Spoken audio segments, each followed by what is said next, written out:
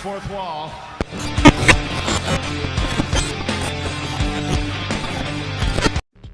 Woohoo! The boys are back in town yet again. Another Dirt Sheet Radio Dynamite recap. This one is for Dynamite 252. 252 episodes of Dynamite, y'all. That's crazy. I am Nick LaRocco, joined by my boys Caesar and John in that very order. Caesar, please do it right this time. Let's introduce ourselves. How's it going, Caesar, I'm sorry. I love you. I love you too. As always, I'm here with these guys hanging out, talking about that good old thing we love to discuss every Wednesday night. You know what that means? It is AEW Dynamite. John, Nick, let's do this. Let's do this properly. Over to you, John. Hello. What up? It's John Escudero, and I'm here with the boys to talk about AEW Dynamite. What the fuck is up? Ooh.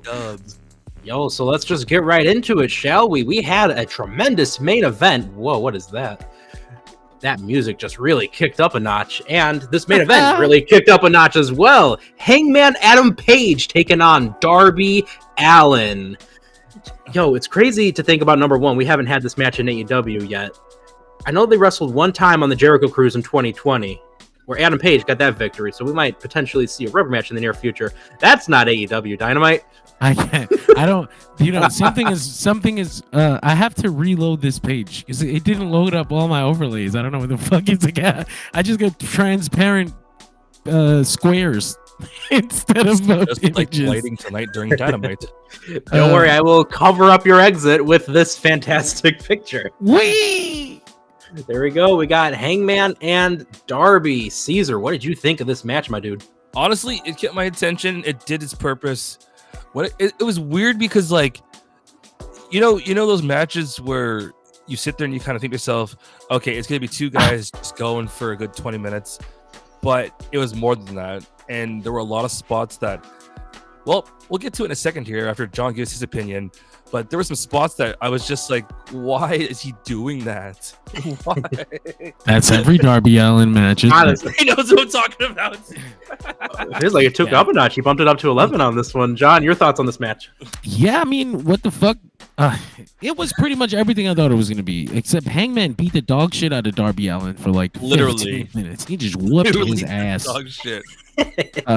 It was incredible. I had a fun time with this match. I had a very fun time watching Darby get his ass beat, and I didn't have any problem with Darby winning. I know some people were really mad that Darby won. Really? Or that's just the anti-Darby crowd? No, it's because Hangman feels like the bigger star, or maybe I'm a Hangman fan too, so I would have wanted to see what he was going to do next. But Darby's got the TNT title shot at Wembley. He's got the world title shot at Grand Slam. You need to kind of give him these big wins heading into that. And Hangman, he's been distracted. He's got a lot going on. He could have pinned Darby Allin like 7 times, but he's so obsessed with taking out his frustration that he ends up costing himself. He's playing around. You're playing 2K and you could have won 15 minutes ago, but I'm not done doing spots, damn it. And then you get rolled up. It happens to me all the time. So honestly, walking into this, I was kind of in between because, John, you brought up a lot of points that, Darby got the win and he needed the win, and then Hangman was just walking around. But me walking into it, so I was looking at the card going, So, I don't know. I'm glad I was surprised, but it was a good surprise. So, it was good to see. Absolutely. And one of the things, too, is it's no secret that Darby Allin and Swerve are very good friends, and they're very close. And in particular, you got to look at Darby is one of Swerve's boys through and through, and Darby got a victory. One of Swerve's best friends in real life just got a victory over the Hangman. So he's seething about that. Ooh, he is. I really wonder what we're doing with Hangman, though, heading into Wembley. They kind of set some stuff up with Okada, but if that was going to be the case, then we're kind of wasting time here having him do charity for Darby Allin when he could be doing work to heat up his own feud. So that's kind of my little complaint for the night when it comes to the main event. But other than that, I was happy to see this first time match. It reminded me of the way AEW booked matches earlier on. They're just kind of like, oh shit, I didn't even realize I wanted to see this. And now they're doing it next week on Dynamite instead of on pay-per-view or whatever. it was So charming. different. It's a bit of AEW's charm. So I was very happy to see that. But again, Well, jumping on with really- that point too, John, sorry to interrupt you. It was like you also had all those big moments during the match as well, because that was another thing that a lot of people don't talk about, I think, enough with those foundational AEW matches where it was, the dream match setting, and it was like 1v1 with two like very awesome, great competitors, and they would be doing some stuff you never thought you would see. And Darby's back can tell you exactly how crazy this match was. Yeah, no, I was gonna say, I like all that being said, I'm very concerned with what we're doing with Hangman Page. He had so much momentum coming back, and it seemed like such an obvious direction. And now it's like, if he's not gonna be doing the obvious match, then what the fuck are we gonna be doing? And why are we stalling? So I'm very concerned, as I want to see this work, because we already fucked Hangman over after the CM Punk stuff. All right. Remember when Hangman was set up to be the main character? He was. Remember when CM Punk ruined it all? No. Tony Khan allowed his fandom to get in the way? Yeah, I was there. I was in the building for that. Actually, I saw it live. unfortunately, I had a great seat for that moment. I remember being down the road, literally down the street, when all of a sudden the brawl out at All Out happened that one time. That was interesting. Lucky. You should have stood behind. You should have stood. I should have just like stormed in. I can hear Larry yelping. Kenny Omega flies down and I barge in as well. I get suspended. No, but like I said, looking forward to see where this goes. I'm just like, I wish we would have followed up on Darby's story with Jungle Boy and take her to Darby's story with Jungle Boy and Hangman's story with whoever the fuck. God, that is disgusting. I didn't even see this. What the Preparing for that fuck? TNT My neck championship. hurts. Christ. Preparing for that TNT championship. Oh, Jesus gosh. Christ. Dude, I was wincing completely earlier. If anyone wants to go back and look at my reaction when Darby got follow-away slammed into the stairs, onto the corner. Can I download this? This is disgusting. I That's- need that shit. Hot moments of 2024. I love that. That is the dirtiest Death Valley driver I've ever seen in my life. How did he? What the fuck? Kind of all Japan 90s bump? It's Holy shit. It's Darby. He's gonna come back next week and be like, "That didn't happen." Hey, bro, can you drop me on my fucking neck? Guys, I need a favor. Big I think favor. that would be sick. My Oh, friends are the front row, guys. Please, Darby so wants incredible. Darby wants to take those like finale moves from Def Jam New York. Okay, That's they're- not they're even in any finale. video game I've ever seen. Street Fighter. I think Bro. about like Darby taking. Remember too, he has that like sleeper hold swing Hangman had him in. Like Darby doesn't care about that central nervous system of his. Darby would take the original pedigree on purpose. That first botch looking one. The Marty Garner destroyer. Yeah. Remember Wow. that time they're like, "Hey Marty, sorry that we didn't hook you up. So here's a jobber match against MVP at No Mercy." We cool? We cool? I forgot that happened. Holy shit. Because he was talking about like 10 years later, like suing them. So they're like, no, here, we'll give you a pay-per-view match. Oh, are you sure? Oh, yeah. You'll get destroyed and everything. It'll be perfect. Just like old times. You just gotta agree to never sue us. Oh, man. This is actually really weird. That's a really weird headline. I'm gonna move on. I just All Why did the right. stream get demonetized? I don't Oh. know. That's I'm just trying to talk about Dynamite and Samantha. Wow, why did the Robbins stream get here. demonetized? What happened? Why are we poor now? Why do we owe money? Where's Ricochet angry at me? I didn't post that. All we need now is the clip of Okada sweating, and it'd be the perfect transition. That's great. That's That excellent. should have been a callback, like when the lights went off briefly in like the middle of the match. They should have had Okada replaying the video. I It was him. forgot that shit happened. So, did they ever explain what the hell that was about? Or There was nothing. It was an accident. It was actual technical difficulty. In my notes, I have lights went out, and then in parentheses, I wrote technical difficulties or something sus getting ready to happen later. Because they've done that before, like with Sting or House of Black, where they dim the lights briefly, and they're like, was that technical difficulties? Who knows? And then at the end of the match or segment or whatever, then all of a sudden, that's the attack. You know why I know it was weird? Because the strip is still on. Yeah, Well, that fucks the whole lights out thing. Like this strip is still lights out, but you can't forget AEW Dynamite live on TBS every single Wednesday.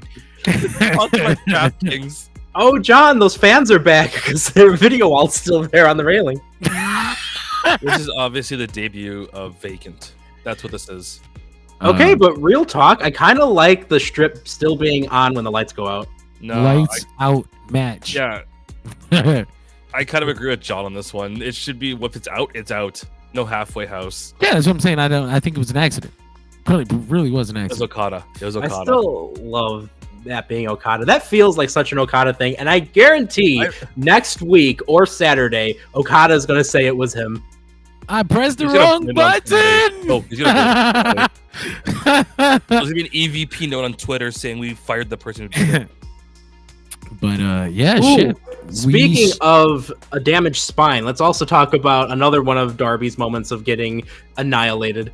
Was Darby taking a avalanche follow-away slam and going to the opposite side of the ring? Fuck! I can't watch Everybody is so enamored with the follow-away slam into the stairs. I got no clips of the one that throws him halfway across the world. Darby takes punishment in every match, but I feel like it was tenfold this one in particular. You know what I was certain Hangman would bring back tonight that he didn't? The fucking backflip, the backflip version of the fall-away slam that he does. The moonsault Off the slam. top rope.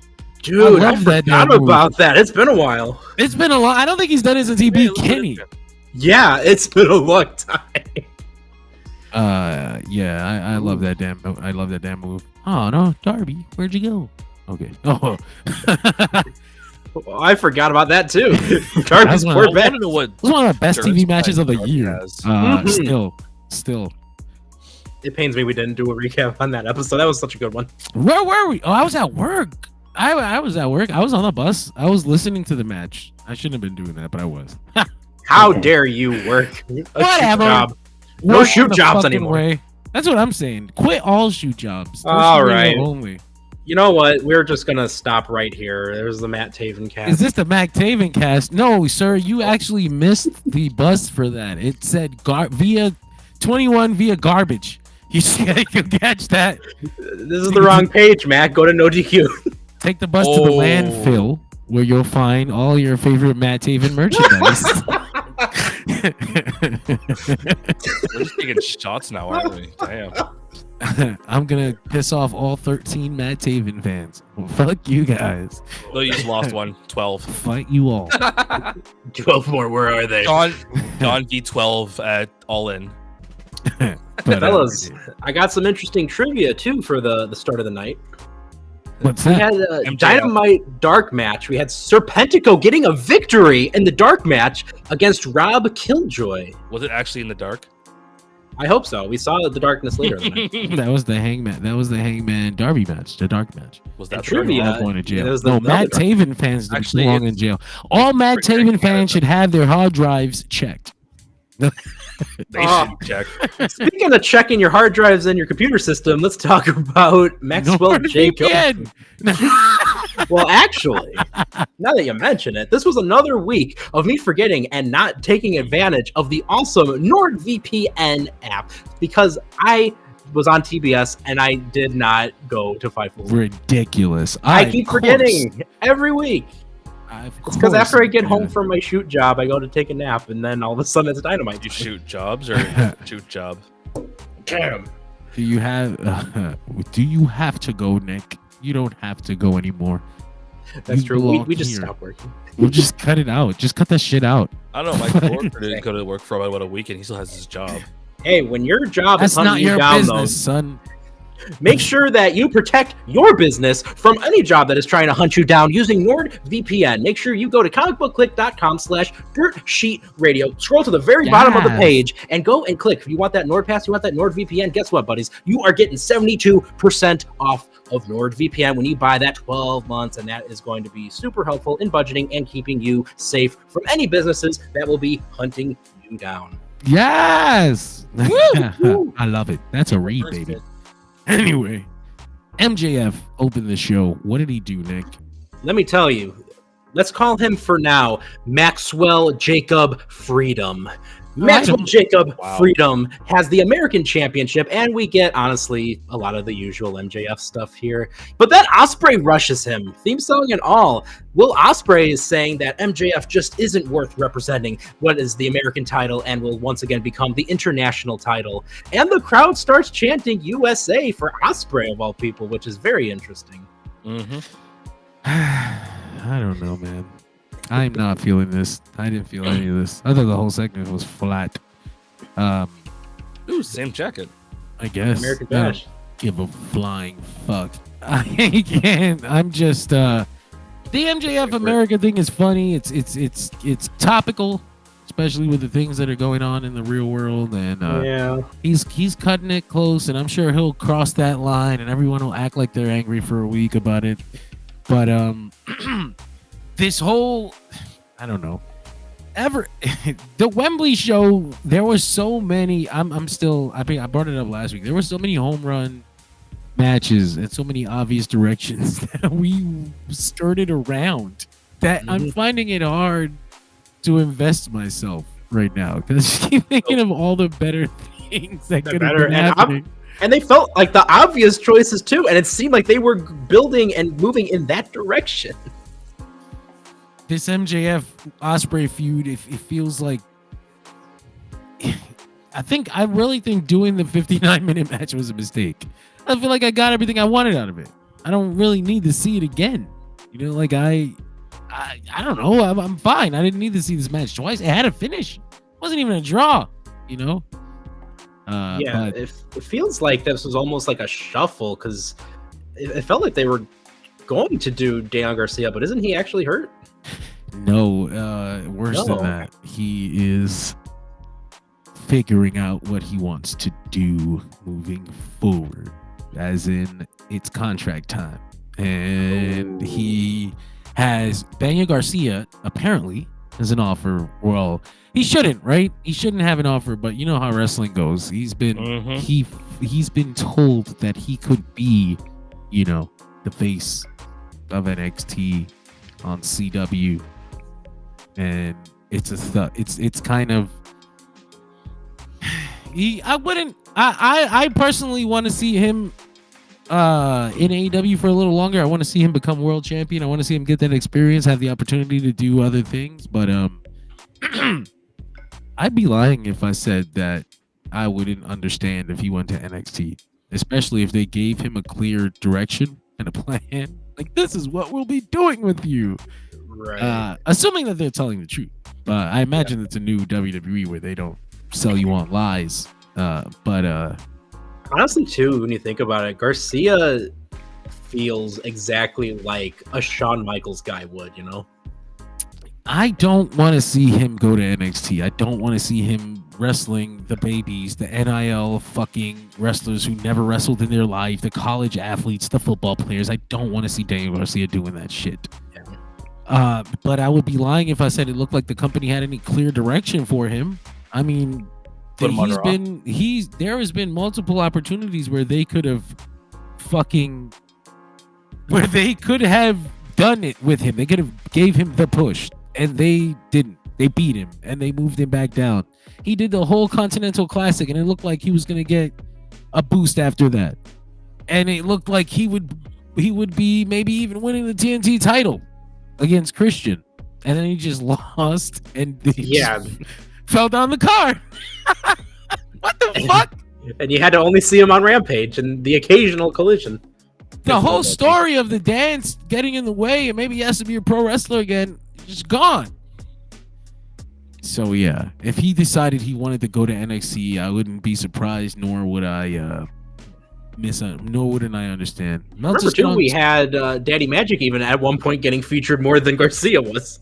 It's fucking something about the direction of AEW that's not clicking for me right now. Just the overall direction of the promotion. Like I don't know how to explain it, but this episode in particular, I felt completely removed emotionally from it. I didn't feel like I didn't care for a lot of the things that were going on. I didn't care to see what was going to happen next in a lot of the things. Man, Bryan Danielson is my favorite wrestler in the world, and I was like not even feeling his promo earlier. I was like, oh, this is kind of flat. Like I don't really care. Right? No, it feels like too in past years, like AEW would kind of slowly build up to certain things. It was often like a slow burn, and it was the same thing like with social media. They take advantage of that as well. But this time around, it's like, this is the new week. This is the crazy shocker. Bryan Danielson doing that thing. And honestly, this reminds me of those times AEW has been dealing with injury scares and they have to completely shuffle things around. And I feel like that's one of the biggest struggles for them is they don't know how to properly shuffle the card around. I kind of wonder what it is that they lost. I wonder if they assumed they would have Daniel Garcia. No, but I read a report on Fightful that MJF versus Ospreay had been planned to be the summer feud for a while going into Allin. And that was part of the reason why Ospreay suggested that they should do the Ospreay Swerve match at Forbidden Door so they can revisit it down the line. And I guess there was some back and forth on whether or not they should do the 59-minute match to kick it off. And I personally feel like that was a mistake because for me, I don't think that match delivered the kind of performance that makes you go, wow, I can't wait to see it again. That's all. As good as it was, and everybody was like, man, it's one of the greatest matches in Dynamite history. And I'm like, yeah, that was an excellent match. I don't think it made me want to see it again at Wembley. Yeah, sorry. Literally, they put every single thing and the kitchen sink in there. And at this point, we've known for years what both guys are capable of. And it felt like they put everything that they are usually capable of in that match in particular. Shit, give it a stip. Give it a no disqualification stip or something, and I would be significantly more interested. Because I don't want. They, like you said, they exhausted the entire MJF Ospreay match. They did everything I thought they could do. I don't. We'll all see. The usual stuff. It feels like we had that big blow off match, and now we're like, oh, we forgot to put the promos up. We forgot to do the face to faces. So let's do the rest of those right now. Not to mention some of the. I am not one of the MJF haters. I think a lot of people, they're really performative when they talk about MJF. They just want to seem cool. But this promo in particular was like all the problems that everybody has or says they have with MJF. I was like, all of it was in here. This was like he was phoning in his performance. You were phoning it in tonight. Yeah, I get that though, because a lot of times, especially this week in particular, it just feels like this was the average MJF promo, and he can drop some bombs on the mic, but this time around, just felt like a couple pea shooters. Like the kind of promo that he's just, okay, I'm here, let's get it over with, and I'm gonna go home now, kind of thing. Getting his check and getting out. Kind of in that way, yeah. Okay. Yeah, it is what it is. But we set up Kyle Fletcher versus MJF next week. Don Callis was out there with him, but again, they weren't doing anything. Like nothing was happening. To be honest, when Fletcher showed up, I hate to say this, but I didn't recognize him at first. I was like, "Who the hell is this?" Fletcher got sleeves now. They always outfit. They look very fresh. They do. Bragging about his girlfriend. Max says that Meltzer on his Twitter said there was supposed to be someone else in Kyle Fletcher's spot tonight, but they had other commitments. I'm like, I don't know that anybody else would have worked. This was the I don't know who else, unless it was Daniel Garcia who was set to return. But which even then, in this instance, Fletcher feels like such a perfect fit. Right, that's the guy to do this. He's my best friend, But when talking about obvious directions, like the Ospreay, Don, and Callis family thing, that was obvious, and now that's stalled. Like what the fuck is going on there? Nothing. Right. Yeah, I guess we'll see. Shout out though to Kyle Fletcher being able to have that moment to be able to cut a promo and kind of show off what he can do. I appreciated that, and I think he did a great job. Actually cool to see. That was a good promo. It was a good promo. I thought. 2 weeks later, he said, "Is he engaged to Sky Blue? Are they?" No, he said girlfriend. He said girlfriend. He said wife. He said girlfriend. Then he said, No, "I found a girlfriend. wife." No, I trust me. He said wife because I thought to myself, Sky Blue somewhere heard that and said, "What the fuck?" We're suddenly over. Because he said it. He said girlfriend. I found my beautiful girl here in America, and then he said a couple other things, and he kind of glossed over. I found a wife here, and I was like, I wouldn't have cemented that on TV. We know how. She's watching and like texted him after the show's over. We're breaking up. Who is she? Who's your wife? Has wife? On one phone, it's Sky Blue. On the other phone, it's my wife. No, Sky Blue. But yeah, no, Bro. Lance Archer. But Yeah. In between, MJF was like, "Oh, I don't talk shit. I'm gonna let my actions speak for me." And then he calls out Lance Archer. But wasn't this match already advertised? Yeah. this was, which it felt like it would have been so much more of like a oh crap moment if they didn't advertise this at all. Right? That was a WWE Raw moment. Right. Wow, Tony Khan's talking to Shane. I guess he had Vince too, huh? Oh shit. You can play it off like MJF is such a douchebag that he was just acting like he had some control over this situation, but then he didn't get attacked by Lance Archer. So like, Lance did lunge at him though. I will eat you.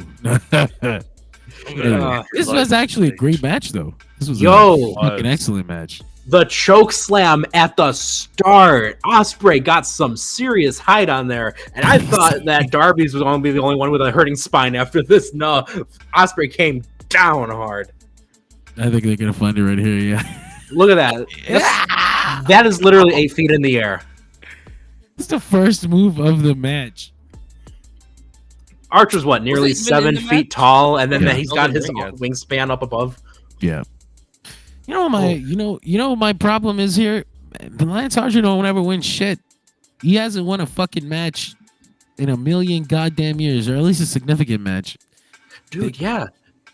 Like, I'm thinking back, the only one I could think of was it was either a Casino Battle Royale or a Casino Ladder match that he won. And that was the last time he won like a big match. All the other big matches he falters on. They've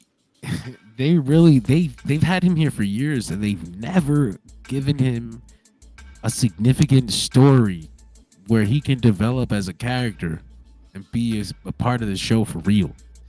They just keep on using him like a monster that just randomly comes out. And sometimes he wants something, other times he doesn't want anything. It's just no motivation. He's just a dude who loses all the time. It's like, what the fuck? Yeah. Remember, like, the shtick on Dark is fun, when he used to bring out the jobbers and beat them up, and he's been bringing that back. It almost feels like, remember a couple weeks ago when Sky Blue got hurt during the match with Cheetah? And didn't they throw the Archer segment in there to kind of fill for time? And that was what reintroduced us to Archer? Oh, shit, I actually missed that. I didn't. I know that I saw Sky got injured and Ishida was on the ramp being like arrogant. And I was like, oh shit, she's turning heel. Yeah, because match ends early, then they cut to commercial. They come back and you see a bunch of jobbers just laid out in the backstage area, and Archer's like, "Yeah, remember me? I'm gonna kill them all because everybody dies." And then that's how we get reintroduced because he was a Phil. Jesus Christ, I don't know. Like I said, I'm having issues. It is what it is. But yeah, good match. Follow up was all right. Like we talked about Kyle Fletcher. And what was MJF called him, he's gonna kangaroo kick Coil Fletcher. Coil Fletcher. But then after that, we had a nice vignette with Swerve Strickland going over his reign as champion thus far. And I gotta say, fellas, I really enjoy how every single defense has been against a major player for AEW. And I'm glad that we were proven wrong, that he was more than just a transitional champion. Mhm. I know. I just okay, I guess we'll talk about it in a second. But I hate the way people talk about his reign because, like you said, he's been in feuds with like most of the major players in AEW. Oh, yeah. Minus like fucking Kenny Omega. That's like the only person. Omega and Swerve for the world title, though. Book it, Tony. Thank you. Half an hour match. We'll see. No, Kenny's gotta live first. We just gotta make sure he survives. He needs to survive beyond wrestling. Have we heard any reports about his health at all, by chance? Huh? Have we heard anything about his health lately? Because I haven't seen anything anywhere myself, at least. Yeah, he's expected to he's expected to recover. He will recover. I mean, like nobody knows function, how. what it sounds like, right? But Like they were. Yeah, I mean he's alive. They were saying that at one point it was looking like he might have to retire. But the news is that he doesn't have to. So we will. Baby step, Kenny. Let's baby step it. Yeah, absolutely. This is I'd like to literally see just function first. Wrestling can wait. exactly. That's one of the case scenario. things. That's one of the things they had to pivot around. Kenny Omega's injury. They originally planned on doing Omega versus Okada at Allin at Wembley. So losing Omega, Hear me out. losing a big piece of that show. As much as we all want to see Kenny put on a stellar match, and we do want to see that, we can wait another few months to a year because health is more important. Let's just get that out there. If you don't agree, something's wrong with you. So here's a best in the world, right? here's a fun thing we can talk about here. I realize I brought it up in the corner up there. I forgot that everybody else can see it. But Call attention to it. Might as well.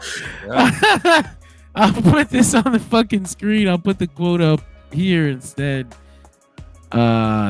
So obviously earlier today, Shane McMahon and Tony Khan broke the internet a little bit by a little bit, just kind of appearing in the airport together, and so this goddamn quote we just is broke too the big. internet.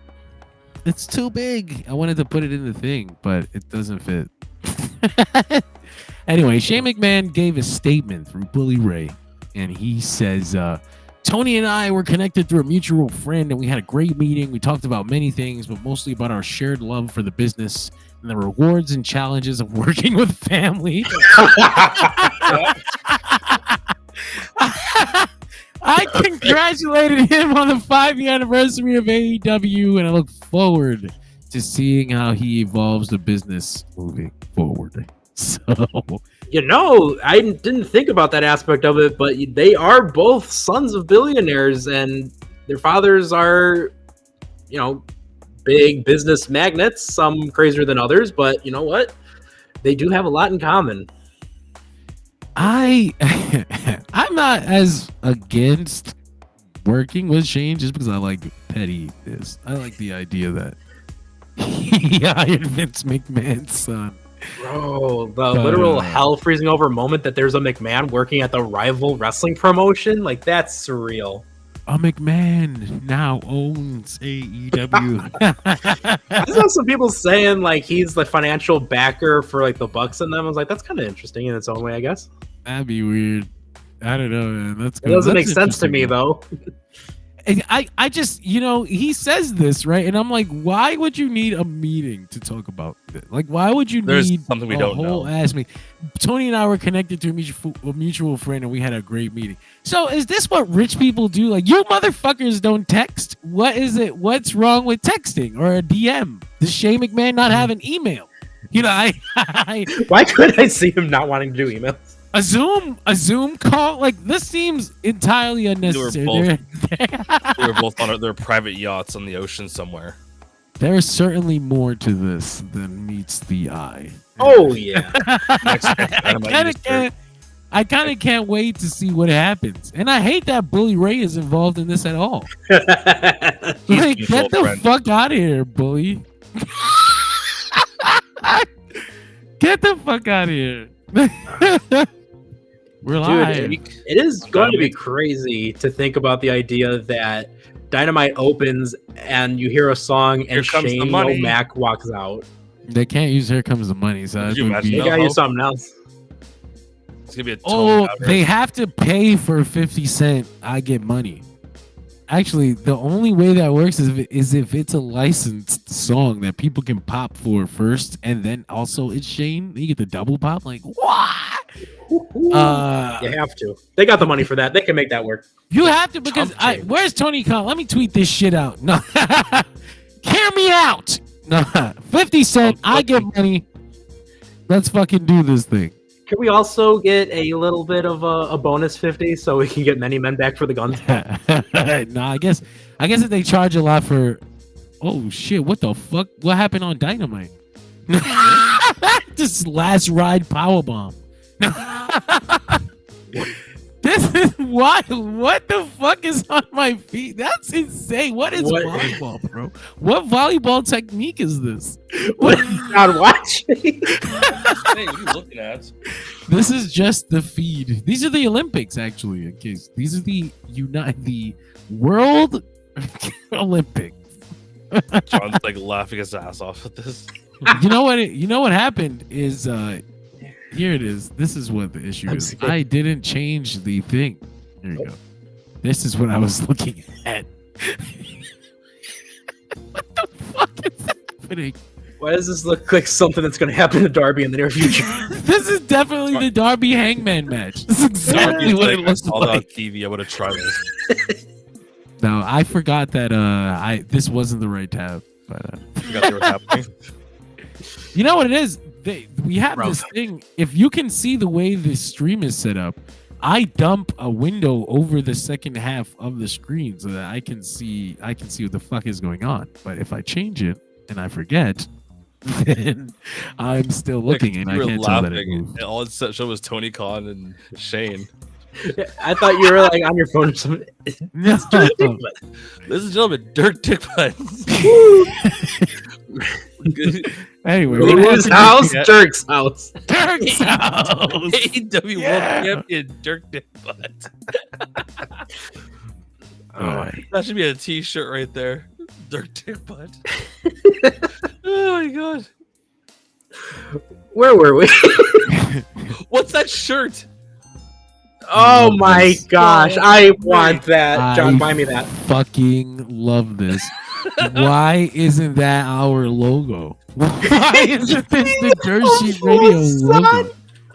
That's what they say about me as an Italian. No, man. This is fucking incredible. I can't believe this exists. I'm Let's looking have up this this shirt. right I now. need too. this. If you find this, you fucking let me know. John, I found it. Send me It's that on- link. T-Public. I'm sending this to our whole chat. If you want to be on the Dynamite recap, you better be wearing this shirt. I'd buy this. Let's go. My credit card's ready. For anyone wondering, it's on T-Public. We just made someone a lot of money. That shirt.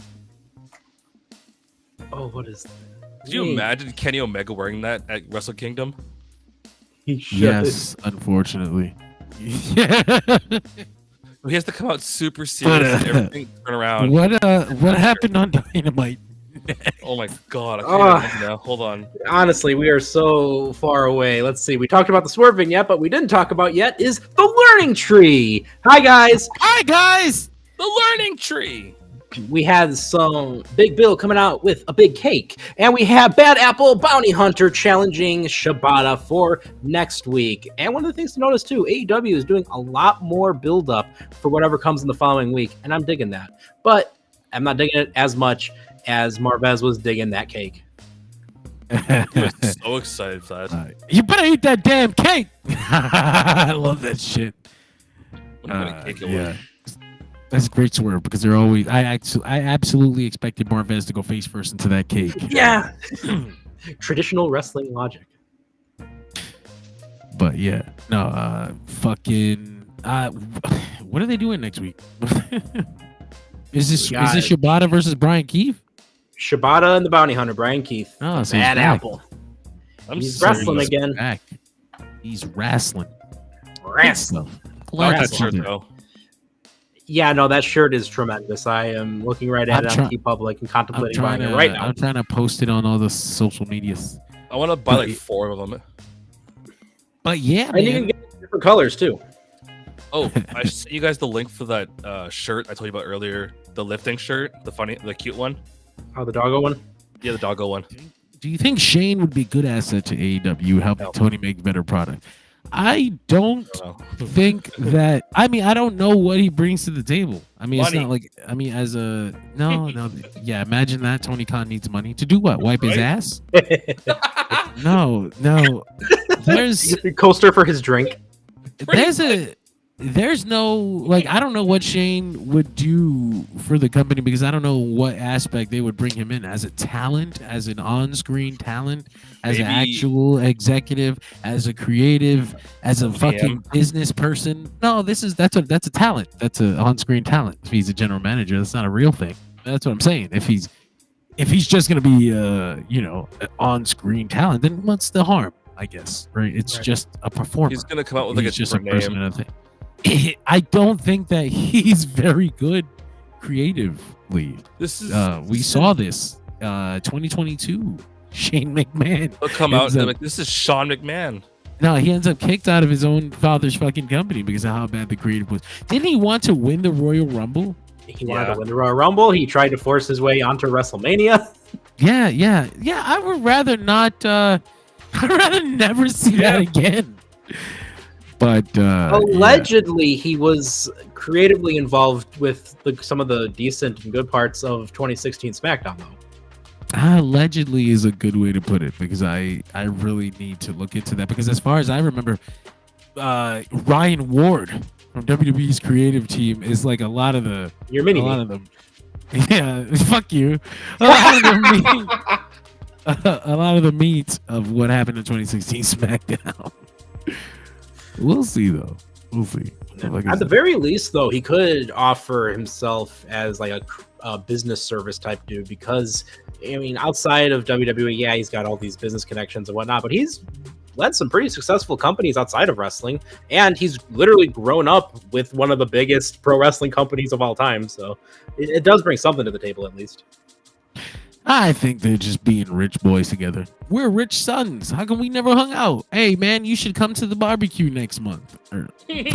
Rich people have private meetings all the time. Casual barbecue. They fly to mutual locations to have private business meetings and just talk about their life all the time. Right? That's just what they do.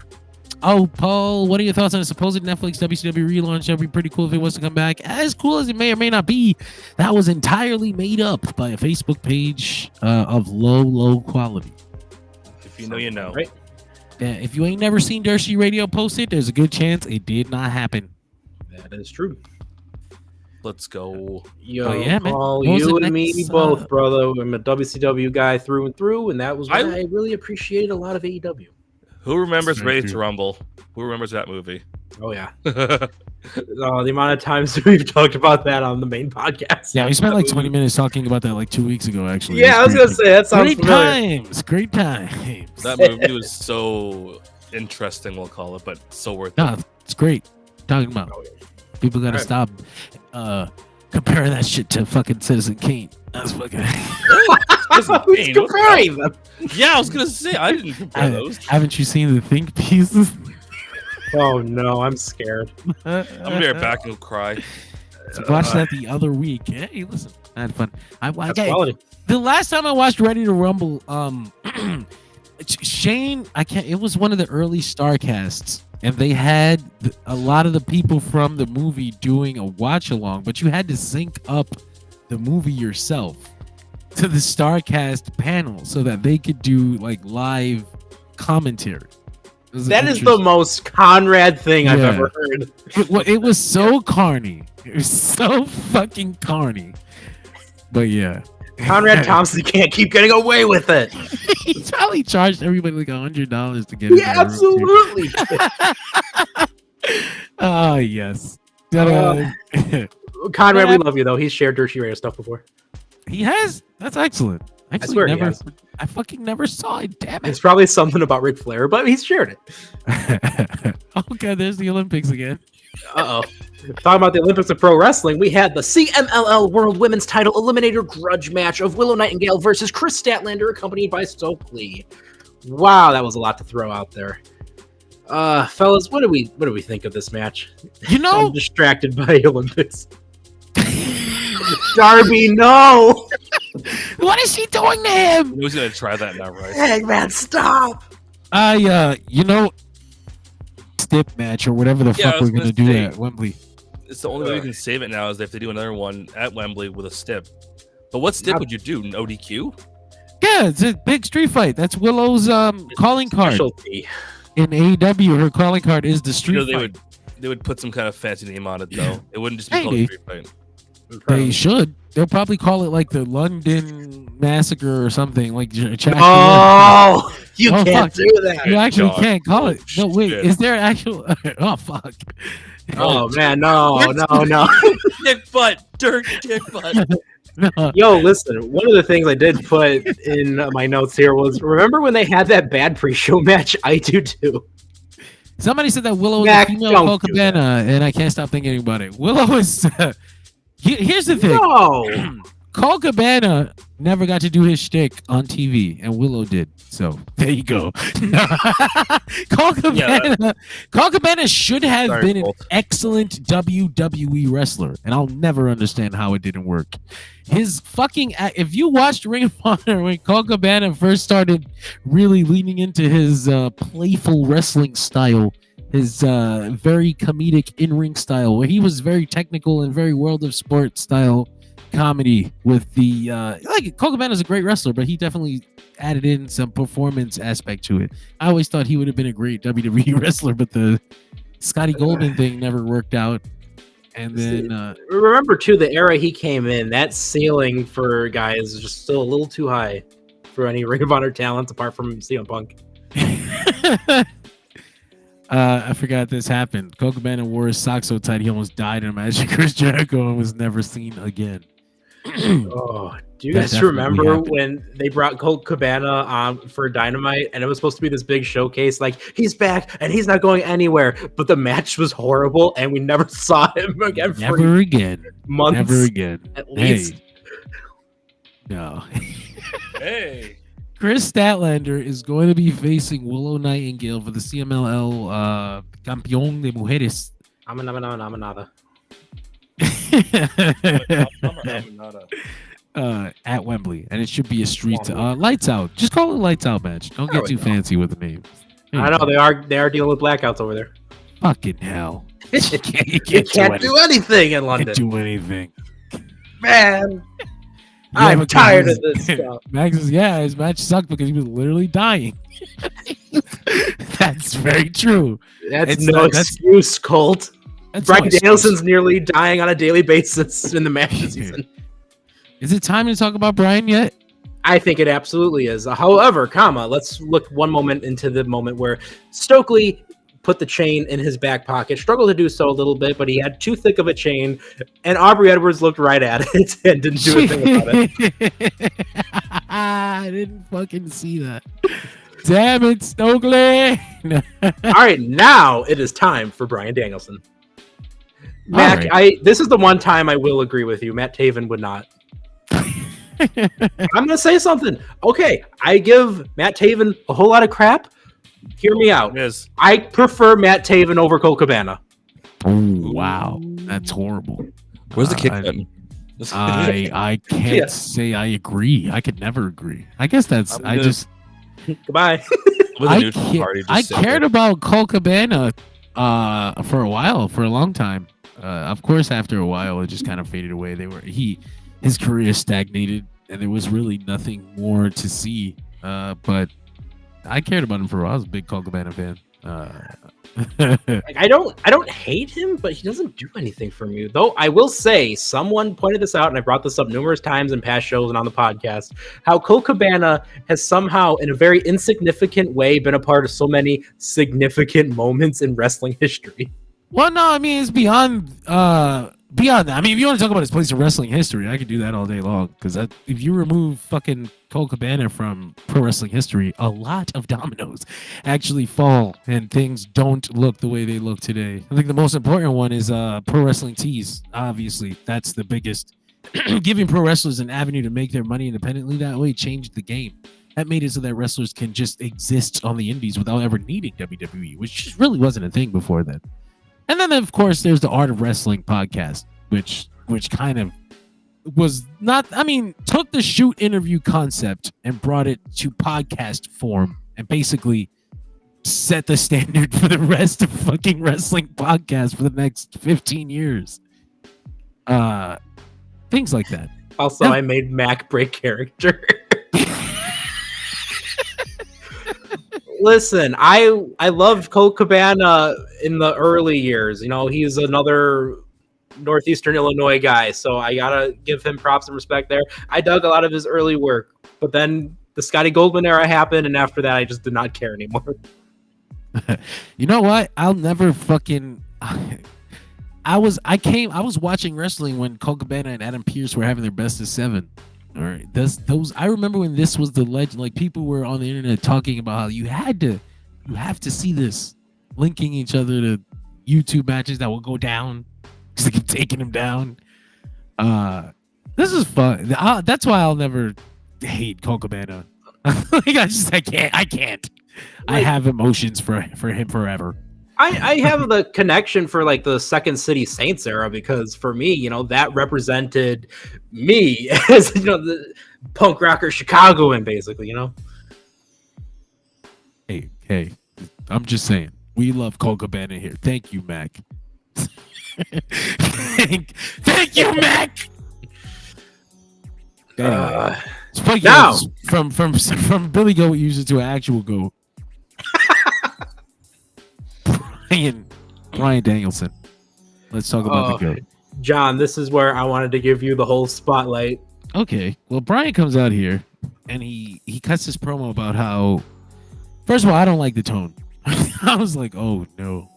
But basically, and he's been cutting the same kind of promo for the past few months, where it's like, you know, my career's coming to an end, and I'm really appreciative, and I really enjoy my time here at AEW, and I think he sincerely means it. This has been the most fun time of his career, because he's been able to live out every single Bryan Danielson dream. He wrestled against his hero in Arena Mexico. He wrestled against Kazuchika Okada in Wrestle Kingdom. He wrestled against Zack Sabre Jr. in New Japan. He wrestled against Will Ospreay and basically left behind one of the greatest fucking performances I'll ever see in my life. This last run of Bryan's has been incredible. Unfortunately, in real life, I think Bryan gave it his all. He gave this final run, he gave this final year his all. He put every ounce of his body, his soul, and his fucking spirit into the end of this run. And where I thought that maybe, you know, he had mentioned, you know, I'm gonna stop wrestling full time, but in the process of putting his entire mind, body, soul, and spirit into this final full-time run, he may have actually drained the battery entirely. Yeah. I don't think that. I have a scary feeling that he's been told by doctors that he only has the one match left. Dude, you know what also made me think that? He wasn't in Blood and Guts, where you have a match that you have 9 other tremendous talents that could cover for a lot of what you can't do. They said they had to remove him from a lot of the creative over the summer, actually. All of it, because he's been... He mentioned in the promo last week that doctors told him he shouldn't be wrestling, and it turns out like that's a shoot. They put him up in ice until All In. And now that he's... hearing that, knowing that, and then seeing the story take a shift to where Bryan is like, if you beat me, I'll never wrestle again. I'm like, oh my fucking God, he's retiring in London. I don't think he's going to make it to Washington. I don't think they're going to be able to have the Tacoma Dome match. And I think that's a shame for the company, because they booked the 20,000 seat arena probably with the mindset that they'll have the final Bryan Danielson match there. I was gonna go to Washington. Damn it! I was gonna see the match. Now I'm not gonna buy the ticket until I know for sure that Bryan is gonna be there. Here's the other issue: Danielson can also be such a liar. No, he's a fucking incredible liar. But so Max says this is the most I'm winning the title in London promo I ever heard. I didn't hear that. I heard I'm going home. I heard I can't be here anymore. I have to leave. I was worried that he was going to come out here and give the match away. That's how concerned I am about Bryan Danielson right now.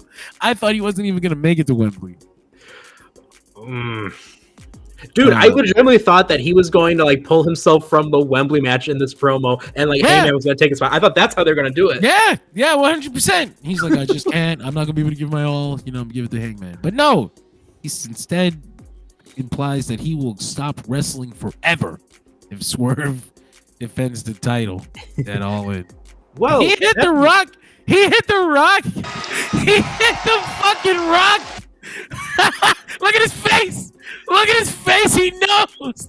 He did that on purpose. He knows. Look at That's great. You know what the thing too is? Danielson apparently has 2 matches left in him because remember, he also challenged Jeff Jarrett of all people. Yeah, but Jeff Jarrett's not getting the Bryan Danielson pay-per-view performance. Jeff Jarrett is getting Bryan for 10, 15 minutes on Dynamite. And I don't know. Jeff Jarrett's relatively safe to work with too, I feel. Yeah, fucking absolutely. Especially at this age where he's like entirely a master of his craft. Absolutely. Right? Dude, like Jeff Jarrett now in 2024 is like you said, like such an expert. Like he goes out there, he is so refined compared to, when growing up watching him. I'm still scared. I'm still worried that Bryan is done. I'm like, damn. But if it's really done, and like if it's really over, and Swerve Strickland is the last match, what a lucky son of a bitch! What a lucky to have Bryan Danielson's final match. Again, that would be crazy to add onto what people thought was going to be just a transitional title run, and you're the one that retired Bryan freaking Danielson. I can't wait to see it. I'm definitely more interested in this match now than I was last week. So I mean, and that's not to say the actual match. Like I'm sure it would have been a great wrestling match. Bryan Danielson is, I told you all, the greatest wrestler to ever breathe air on this planet Earth in history of people being people. Okay. John Matt Taven. Fuck you. Bazooka kaboom! Your future world champion legend. Lloyd, what is it? Lloyd Boner. Dirk Dick Butt. Bazooka kaboom. The greatest wrestler to ever fucking live. And I still thought, like, how the fuck did we look past Hangman versus Swerve? Like, what were we thinking? But yeah. Can you imagine they mix it up? They do Hangman and Swerve at Tacoma. This is literally me, Bryan. Your kids don't need you as much as I need you, Bryan. Dump that family of yours and come back to us. What the fuck does your daughter need a present father for?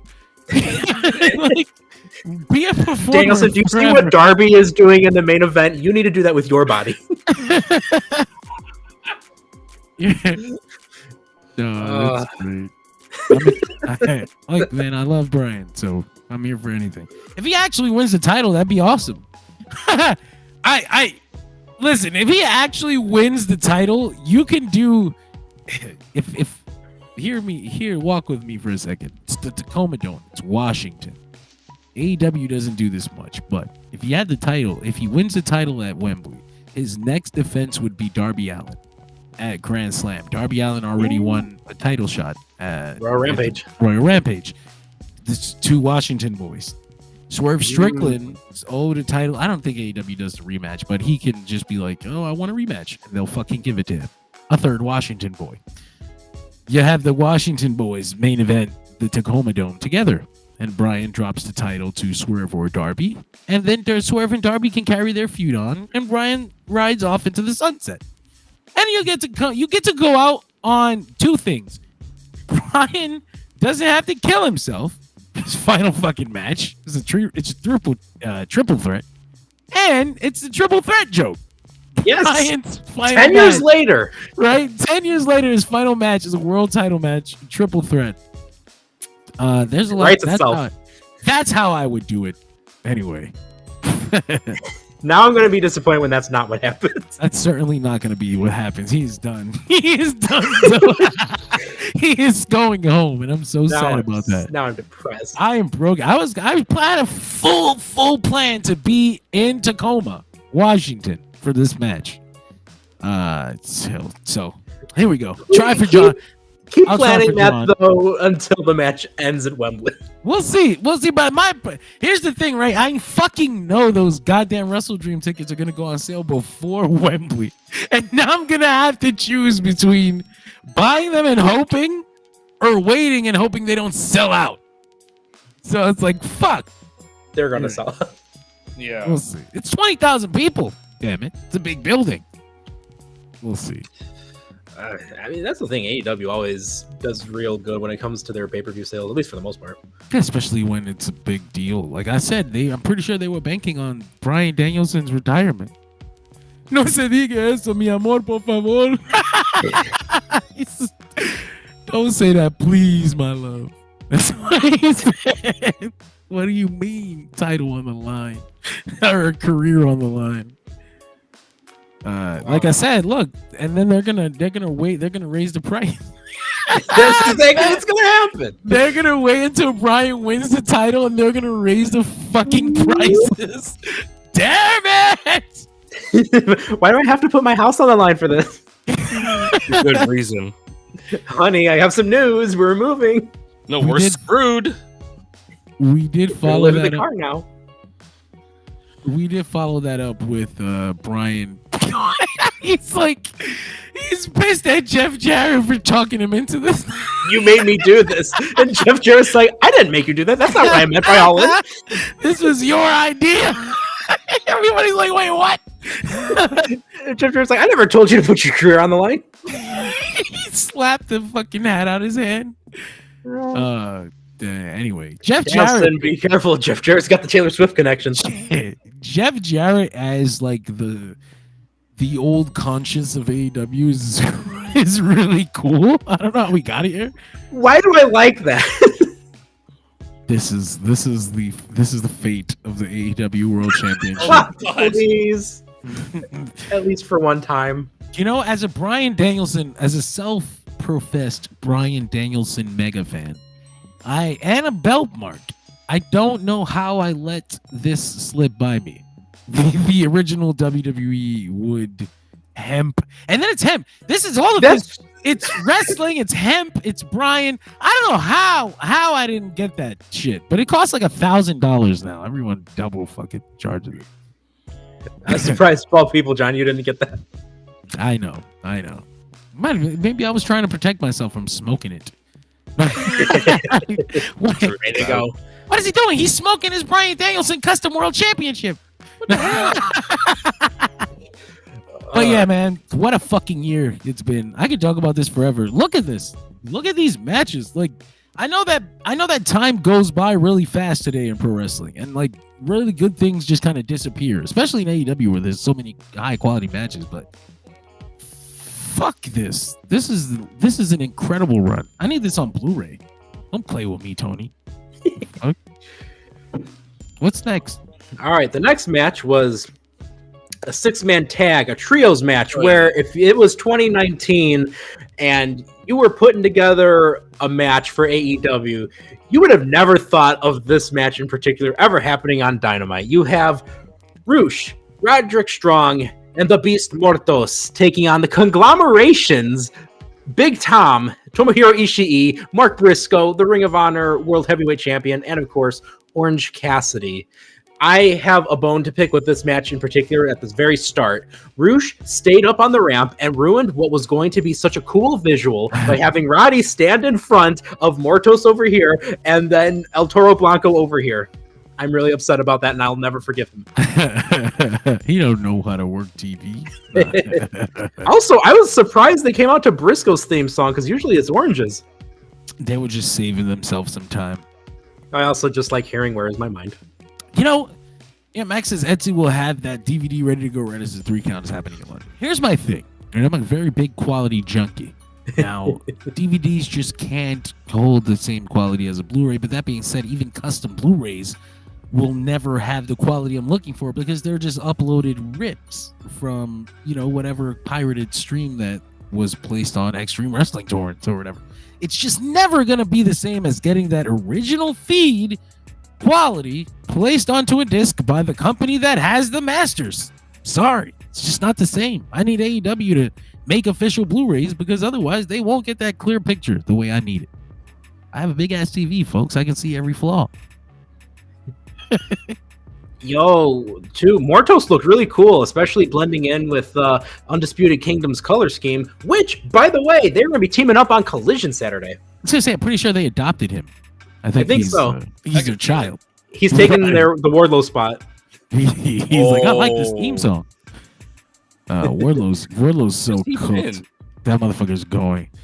Oh yeah, well, Mac, the thing about ECW is that actually already looked like shit. So it doesn't you're probably getting it upscaled on your fucking DVD. Oh my gosh. Look at Roddy up there. Can we take a moment, everyone? Chat, please. Appreciate Roderick Strong. Look at this MVP right here. He's Mr. No Days Off, Royal Rampage, Death Before Dishonor, and then you have Battle of the Belts, and now Dynamite. This guy is always here, and he is neck strong. Neck strong. Shit. What was after this match? Oh, we gotta also talk about the end of this match. The Beast Mortos spikes Briscoe and pins the Ring of Honor World Champion to get the victory. Does Mortos get a world title shot? Does this demean Ring of Honor again? Probably. No, you know why I don't think it does? Because they're both Ring of Honor. They're both wrestle on Ring of Honor. If I guess it's so weird because they already talked about how they're going to be crossing AEW and Ring of Honor over a little more. Or at least he hinted at it. He made it. He definitely implied that if Ring of Honor is more attractive to Warner Brothers if it crosses over with AEW or has AEW branding on it. And I can see now what he means by that, where now we had the Beast Mortos pinning the ROH champion. The Beast Mortos has been on ROH pay-per-view and television, so now he opened Death Before Dishonor. He did open Death Before Dishonor with a win. They were building him for something. See, that's what my problem has been. He hasn't been getting wins because when they feature him on Collision, he's always losing.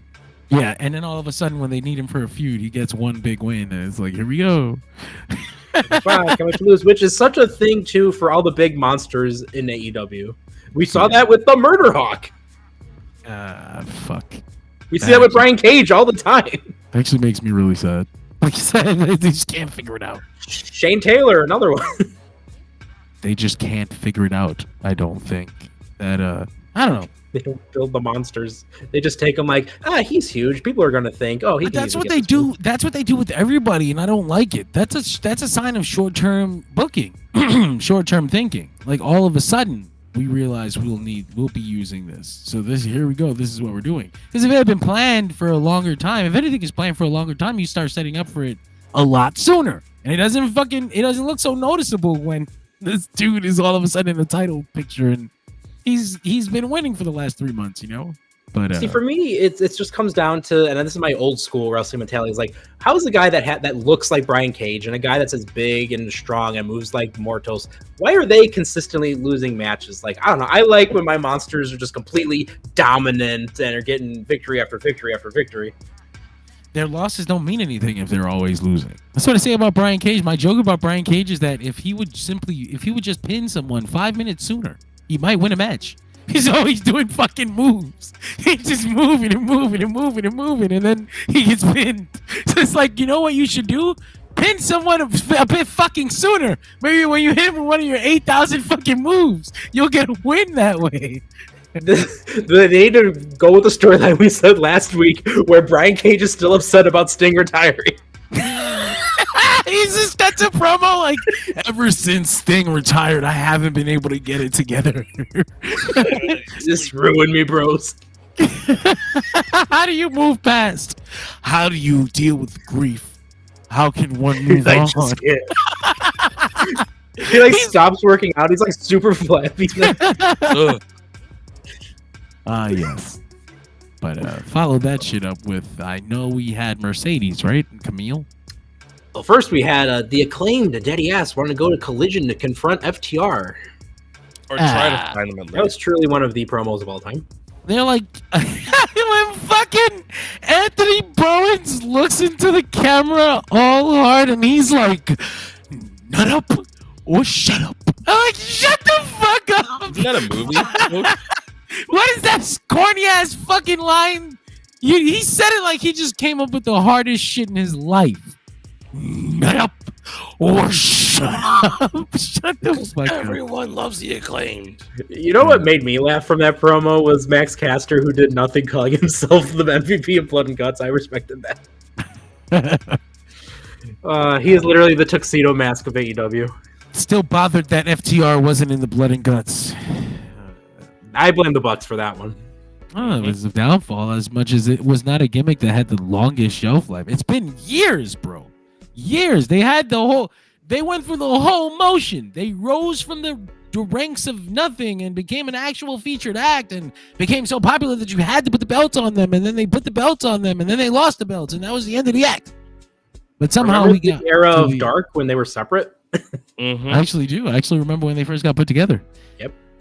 But yeah, the act has lived its life, and now it's still on TV. That's the downfall, quote unquote. It's just the fact that they're still here. If it would have ended sooner, they would be seen as one of the all-time great AEW tag teams. Yep. But it dragged on too long, and now people are only going to remember that they didn't like them in Blood and Guts. So we need more objective thinking. But now we got Mercedes. No, because then we had Mariah May and Tony Storm segments. Oh, was that first? All right. Shout out to the fan, by the way, who went woo when Mariah said that she's gonna slice Tony Storm open and wear her skin. That was something. I heard that. I missed that. That's great. No, that's excellent. So I mean, I guess we had this segment here where Renee asks Mariah why did she do this? Mariah's like, because I can. Essentially, she said Tony Storm was a mark. Damn it, she plotted on her.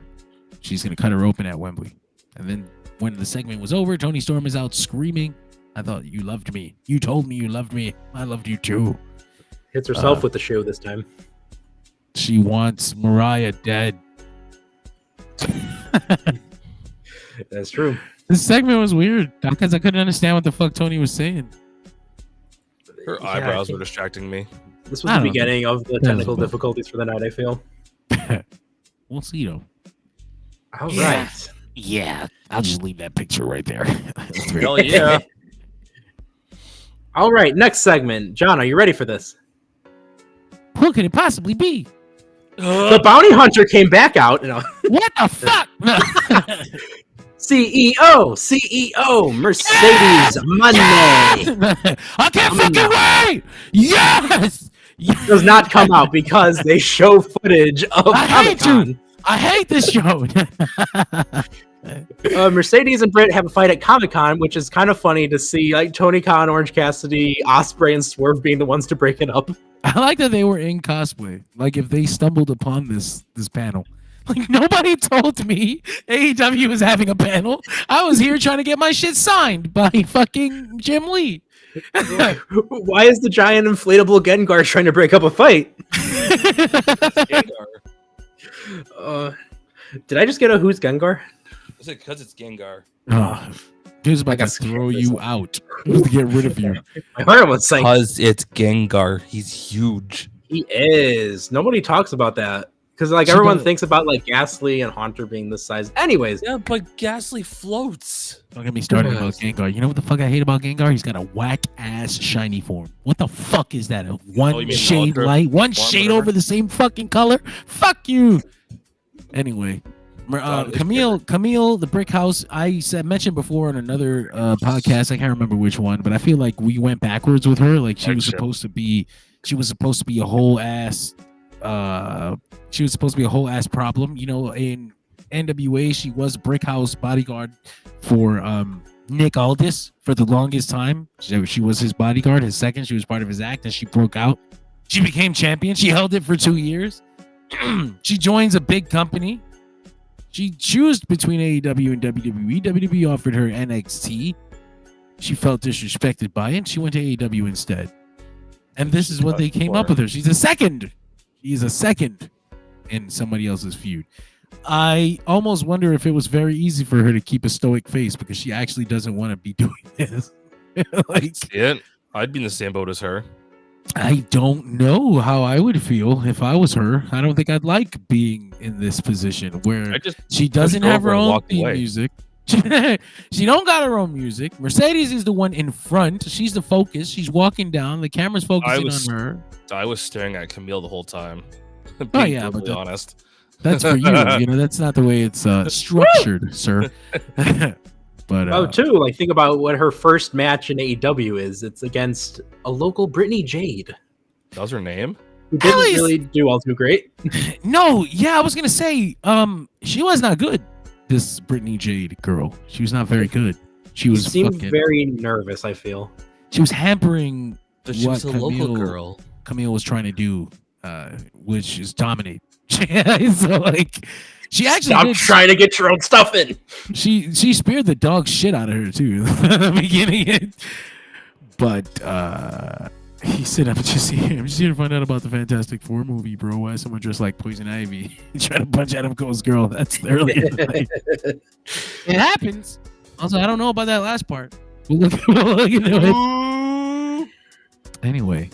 Yeah, Mercedes and Camille, they did their thing. She's part of Monet Incorporated, which still leaves room for the Renegade Twins to join because that was their original plan, right? That's what they had talked about forever, getting the Renegade Twins to join Mercedes, and that would have been the trio. Unfortunately, one of them is injured, so we'll wait. Charlotte is injured, yeah. One of the things I noticed too, she didn't call it Monet Incorporated. This time around, she said Money Corporation. There you go. Monet Incorporated is better. No wonder it is. Because then it pointed out to me it was like Money Corporation. That sounds so generic and. Ugh. This is the Money Corporation. You're not a corporation. You don't have a building. Incorporated works for me, but it is what it is. Grammar. It feels like the Frank Reynolds thing. It was like, what do we do here? We make money. No. Max says, imagine the pop if Jamie Hayter came back in London. No, actually think she might. I think she might. I don't think she's done forever.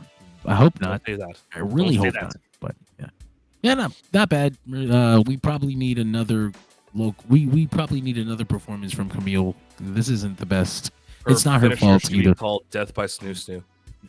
What did she use as her finish? It was fuck. It was notable. Damn it. Let me look this shit up. What did she use as her finish? I don't think I liked it. How bad it was. See, now that we're talking about it, I'm just like, I'm trying to remember. No, because she hit like 17 moves, dude. She did this shit. She did. Was that it? That was it. Yeah. She had like 17 fucking moves leading into that, too. I gotta look it up. She kept trying to lift up Brittany onto the ropes with her, but Brittany just would not. That's what it was, right? There was something going on over here. Here we go. No, I think she was doing. I think this was on purpose here. This was hers trying to yank her head off. Yank her off.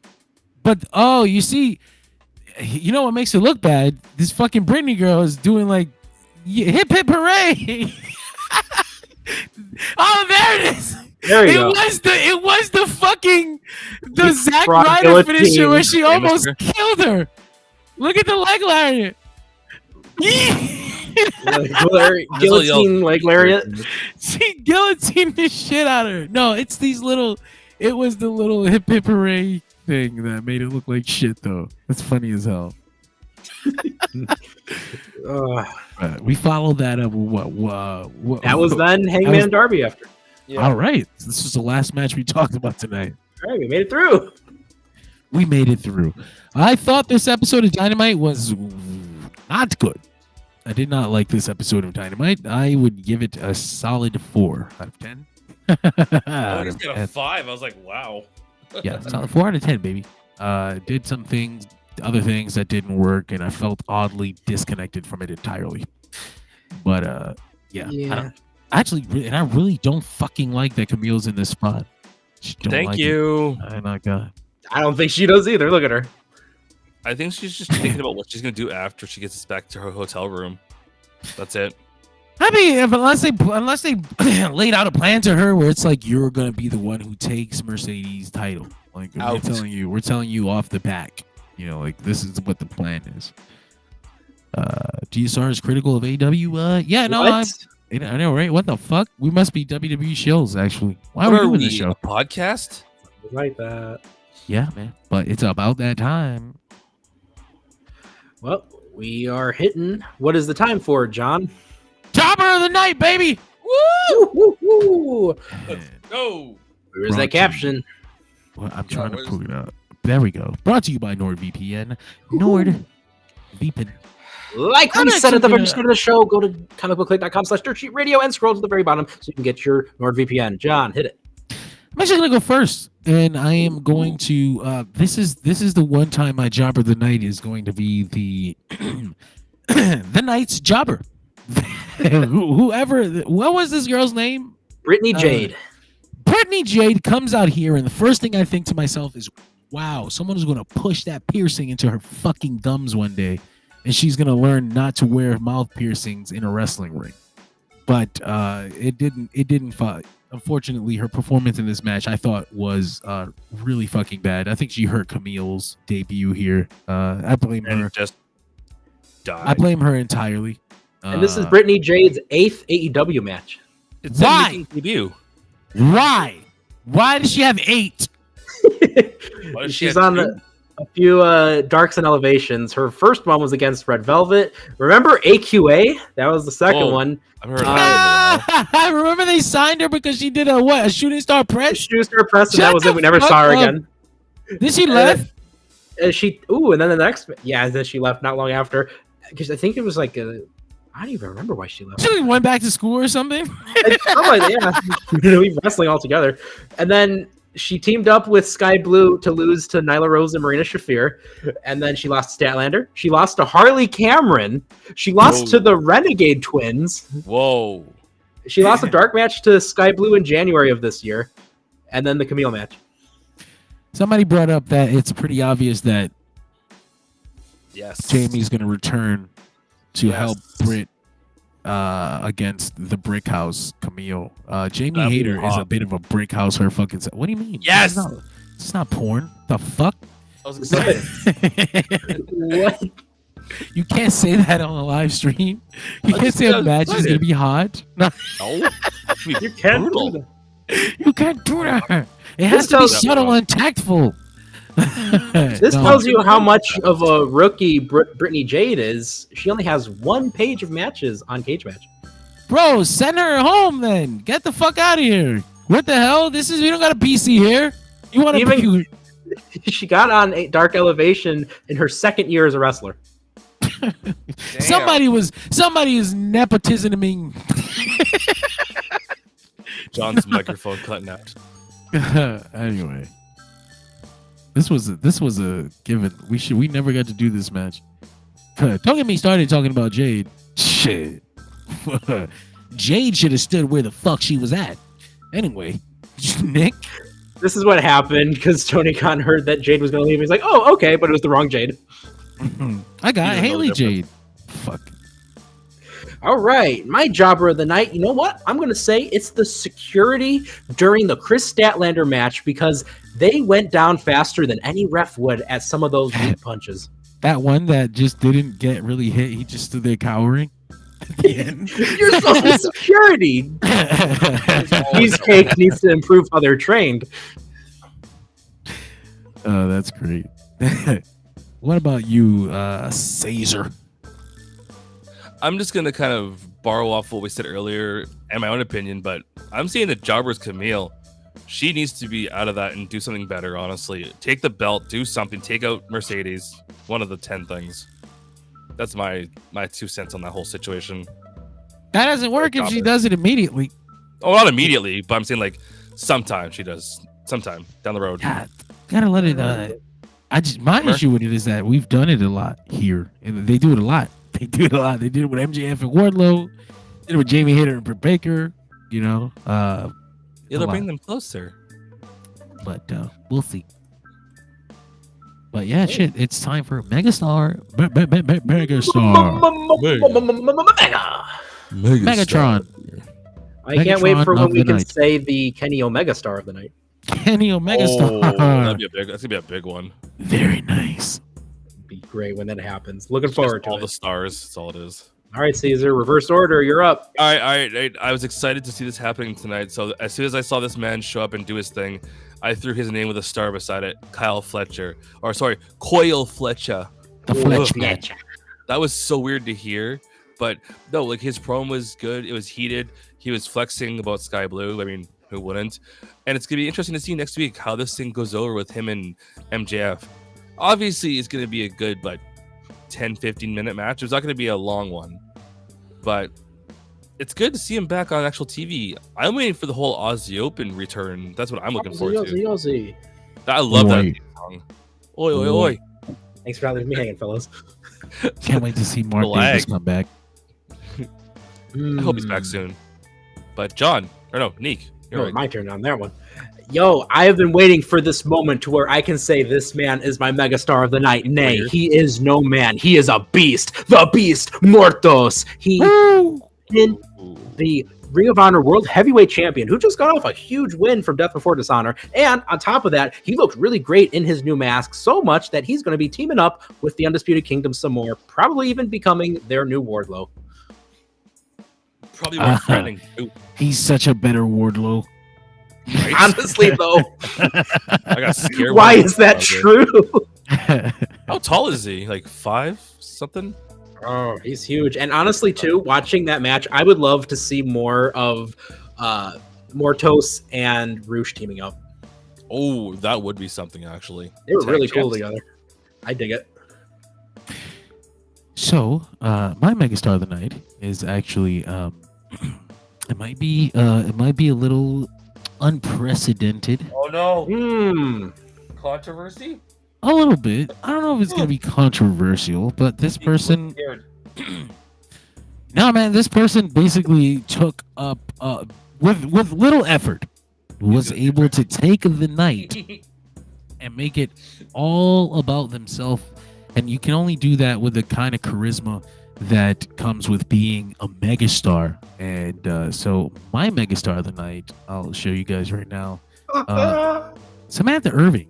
Clearly, there's no other megastar of the night here. All I had to do is post on Instagram, and I stopped caring about Dynamite. So yes, megastar of the night, Samantha Irving with a free. A sign that Ricochet will appear in AEW soon. Clearly. He's gonna fight everybody. Can't wait to see her announcing on AEW alongside Justin Roberts. But, Oh, that'd make it so much more interesting. Imagine her being a backstage interviewer. no. She needs a larger spotlight. We need to hear her beautiful voice every 3 minutes Why does she Literally. feel like a good fit for AEW when it comes down to ring announcing? because she is. has fun with it. Chelsea Green and all that good shit. Even though they let her do that in WWE now, so it's actually really good. But yeah, man, that was my megastar of the night. Why does it feel like Mortos is bigger than this? He's a thick boy, small wall. At least I feel like he's heavier than Small 200. wall, I like that. Yeah, man, that was AEW Dynamite though. It was a very not good episode of Dynamite. Not my favorite. It was Not my favorite truly at all. the 252nd episode of Dynamite. But if you want to catch us, not us per se, but we have a different team on Dershi Radio here because here at Dershi Radio, we're always on. We're always on. That's our catch. That's our slogan. I did that. I did that. Ooh, I like new that. slogan. Let's We go. have a slogan. That's going to be on the bottom of a graphic very, very soon. Dershi Radio, we're always on. Because damn right, we actually are always on. We're on Literally. Mondays. Monday nights after Raw. Tuesday nights after NXT. Wednesdays after Dynamite. Thursday mornings, we're talking about the news, baby. Hey. With the Dershi Radio flagship. Thursday nights, we're talking about TNA Impact. On Fridays, we're covering SmackDown. And then this Saturday, WWE SummerSlam live. You can actually watch the main event along with us. And then when the main event is over, we will go into the rest of the post-show recap.